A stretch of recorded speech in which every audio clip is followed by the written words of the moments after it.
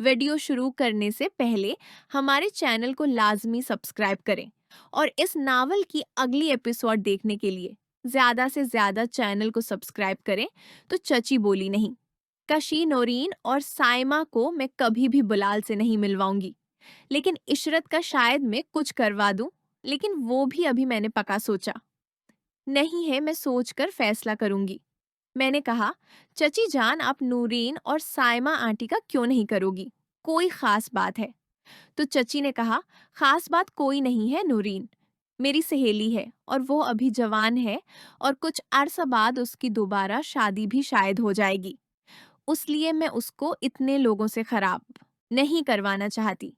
वो बस तुम्हारे साथ कभी कभी जब तुम यहाँ आओगे या अरफान भाई के साथ ही ठीक है, बिलाल के लिए नहीं कर सकती। और रही बात साइमा की, वो मेरी भाभी है, तुम्हारे साथ भी उसका काम मजबूर होकर करवाया था। अगर बिलाल को साइमा का भी पता लग गया तो खानदान में बात निकलते हुए देर नहीं लगेगी। और वैसे भी बिलाल मेरी छोटी बहन का देवर है, उसको उस बात का पता भी नहीं चलना चाहिए। मैंने कहा, चची जान मैं आपकी बात अच्छी तरह समझ गया हूँ। फिर मैं और चची यहाँ वहाँ की बातें करते रहे और तकरीबन 1 बज गया था। फिर चची ने कहा, तुम बैठो, मैं किचन में जा रही हूँ, खाना भी तैयार करना है। चची के जाने के बाद मैं भी उठकर टीवी वाले कमरे में आकर बैठ गया और टीवी देखने लगा। फिर वो बाकी दिन भी मामूल की तरह ही गुजर गया। अगली सुबह में नाश्ता करके टीवी वाले कमरे में आकर बैठ गया और इंतजार करने लगा। मैंने मैसेज करके बुलाल को सारा प्रोग्राम समझा दिया था और उसको 11 बजे से पहले ही एक जगह बता दिया जहां से हम दोनों को कोई देख नहीं सकता था। फिर तकरीबन 10:15 है, मैंने चची को सारी बात बताई और इनसे चाबी लेकर घर से बाहर आ गया और वहां जाकर इंतजार करने लगा जहां मैंने बिलाल को टाइम दिया हुआ था।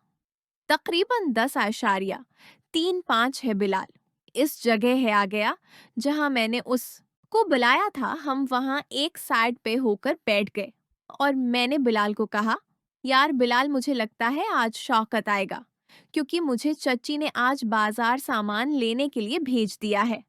बिलाल मेरी बात सुनकर अछलने लगा और बोला, यार काशी, आज मैं खुशी से पागल हो जाऊंगा। आज मैं समीना बाजी को शौकत के साथ देखूंगा और फिर बाद में समीना बाजी की मैं भी मुलाकात करूंगा। ये सोचकर ही मैं खुशी से पागल हो रहा हूँ।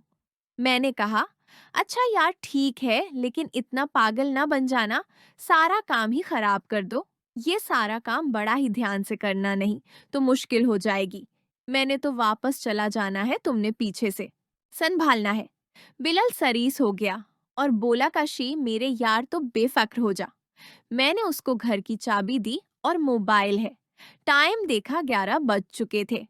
मैंने कहा, मैं बाजार जा रहा हूँ, तुम कोई 15 से 20 मिनट के बाद घर चले जाना और ज्यादा शोर नहीं करना और आराम से अंदर दाखिल होकर और अपना काम पूरा करके उस जगह ही आ जाना। मैं तुम्हारा यहाँ ही इंतजार करूंगा। शौकत को और चची को तुम्हारे घर में दाखिल होने और बाहर निकलने की आवाज भी नहीं आनी चाहिए।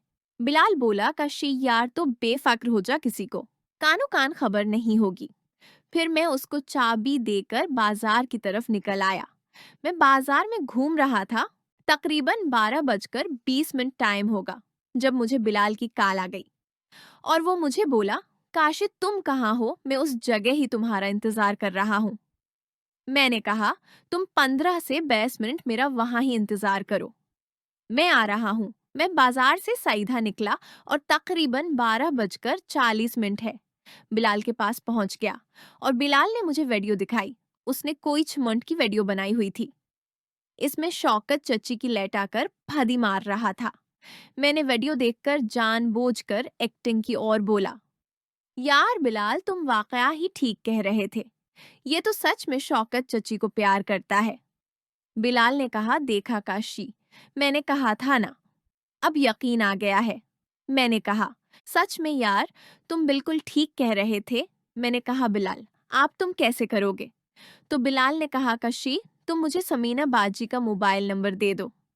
वैसे तो मैं अपनी भाभी समीना की बहन से भी ले सकता हूँ, लेकिन मैं उसको किसी शक में नहीं डालना चाहता।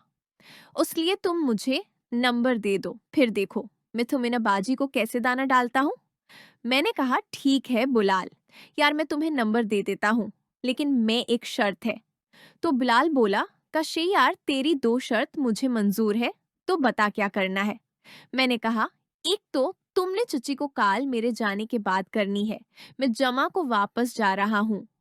तुम बेशक हफ्ते वाले दिन काल नोट कर लेना, लेकिन चची को प्यार मोहब्बत से राजी करना, जल्दबाजी नहीं करना। ये ना हो काम खराब हो जाए। तो बिलाल बोला, काशी यार तो मेरी तरफ से बेफिक्र हो जा। यार मुझे पता है उस काम में रिश्तेदारी भी जा सकती है और बदनामी भी हो सकती है, उसलिए मैं प्यार मोहब्बत से राजी करूंगा। फिर मैंने कहा, दूसरी शर्त यह है कि जब मैं दोबारा वापस आऊंगा तो मुझे सोबिया बाजी की फदी का चांस लेकर देगा।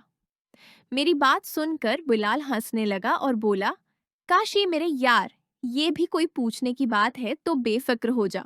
जब तुम दोबारा आओगे तो सोबिया बाजी की मुलाकात तुम्हें गफट दूंगा, और हो सकता है किसी और रिश्तेदार की मुलाकात भी मिल जाए। मैं उसकी बात सुनकर हंसने लगा और फिर बिलाल ने मुझे चाबी दी और कहा, मैं दुकान है जा रहा हूँ, तुम कल मेरी तरफ चक्कर लगा लेना।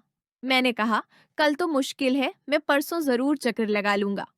तो बिलाल ने कहा, ठीक है जैसे तेरी मर्जी, और वो वहां से चला गया।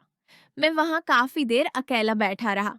फिर काफी देर इंतजार करने के बाद मैंने टाइम देखा तो 1:10 हो चुके थे। मैंने सोचा अब तो शौकत चला गया होगा, क्योंकि चची ने कहा था कि तुम 1 बजे वापस आ जाना। मैं वहां से उठा और घर की तरफ आ गया और आकर दरवाजा खोलकर अंदर दाखिल हुआ और सामने देखा चची के दरवाजे की एक साइड खुली हुई थी। मैं समझ गया कि शौकत चला गया है। मैं दरवाजा बंद करके चची के कमरे में चला गया। चची बाथरूम में नहा रही थी, इस दफा दरवाजा बंद था। मैं वहां ही कर्सी पे बैठकर चची का इंतजार करने लगा। 10 मिनट के बाद चची नहाकर बाहर निकली और मुझे सामने देखा तो देखा, मुस्कुराने लगी मैं भी। जवाब में मुस्कुराने लगा। चची अपनी ड्रेसिंग टेबल है बैठ गई और बाल सिखाने लगी। फिर चची ने कहा, सुनाओ का शी क्या बना। मैंने कहा, चची जी मेरा काम खत्म हो गया है और आपका काम भी मुकम्मल हो गया है। मेरा रोल जहां तक था वो पूरा हो चुका है। अब आगे आपका और बिलाल का रोल है। चची मेरी बात सुनकर खुश हो गई और इत्मीनान उनके चेहरे बेअय्या था। मैंने कहा, चची आप कल इशरत आंटी की तरफ क्यों नहीं गए थी। तो चची ने कहा, मैंने जाना था, लेकिन मेरी आंख लग गई थी। जब आंख खुली तो 5 बजने में थोड़ा टाइम ही बाकी रह गया था। फिर तुम्हारे चचा ने आ जाना था तो मैं नहीं निकल सकती थी। लेकिन तुम बेफिक्र रहो, मैं आज जरूर जाऊंगी। बच्चों को आने दो, खाना देकर मैं इशरत की तरफ जरूर जाऊंगी। मैंने कहा, चलो ठीक है चची, जैसे आपकी मर्जी में नहाने जा रहा हूँ। आज बहुत गर्मी थी और मैं कमरे से निकलकर बाथरूम में घुस गया और नहाने लगा। मैं नहाकर टीवी वाले कमरे में आकर टीवी लगाकर बैठ गया और फिर बच्चे भी स्कूल से आ गए और चची ने मुझे भी खाना दिया और अपने बच्चों को भी खाना दिया। खाना खाकर चची ने बर्तन किचन में रखकर किचन का काम मुकम्मल करके अपने कमरे में चली गई और तकरीबन 10 मिनट बाद मैंने देखा चची तैयार होकर घर से बाहर चली गई। मैं समझ गया था कि चची अब इशरत आंटी की तरफ गई है और मैं टीवी देखने लगा। काफी देर बाद चची वापस आ गई। मैंने दरवाजा खोला, वो घर में अंदर आकर अपने कमरे में चली गई। मैं दोबारा फिर टीवी वाले कमरे में आकर टीवी देखने लगा। उस दिन मेरी चची से दोबारा कोई बात न हुई और ना ही चची ने इशरत के घर से वापस आने के बाद भी मुझे कुछ बताया, और बाकी का दिन भी ऐसे ही गुजर गया।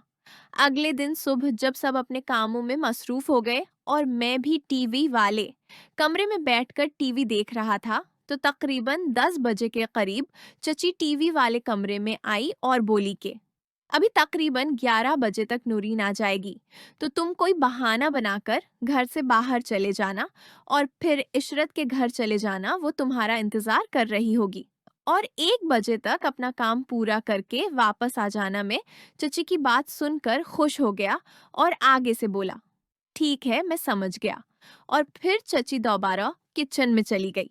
मैं टीवी देखने लगा। तकरीबन 11 बजे बाहर घंटी बजी। मैंने जाकर दरवाजा खोला तो सामने नौरीन खड़ी थी। मुझे देखकर शर्मा गई और अंदर आ गई। मैं दरवाजा बंद करके वापस टीवी वाले कमरे में आया तो नौरीन किचन के दरवाजे के पास खड़ी होकर मुझे ही देख रही थी। मैंने उसको फलांग कर दी। वो शर्मा गई और मुस्कुराकर अंदर किचन में देखने लगी। मैं टीवी वाले कमरे में आकर बैठ गया और 10 मिनट तक बैठा रहा। फिर टीवी बंद किया और बाहर निकलकर चची को कहा, चची जान, मैं जरा बिलाल की तरफ जा रहा हूँ, थोड़ी देर तक वापस आ जाऊंगा। नूरीन ने मुड़कर मुझे देखा। जब मैंने उसका चेहरा देखा तो थोड़ा सा उदास थी। मुझे उससे बड़ा प्यार आया। मैंने उसको दोबारा फ्लाइंग की तो वो खुश हो गई। मैं घर से निकलकर सीधा अशरत आंटी के दरवाजे पे जाकर दस्तक दी। कोई 1 मिनट बाद ही अशरत आंटी ने दरवाजा खोला। मुझे देखा कर थोड़ा शर्मा गई। फिर मुझे कहा, आओ बेटा अंदर आ जाओ। मैं अंदर दाखिल होकर सीधा आंटी के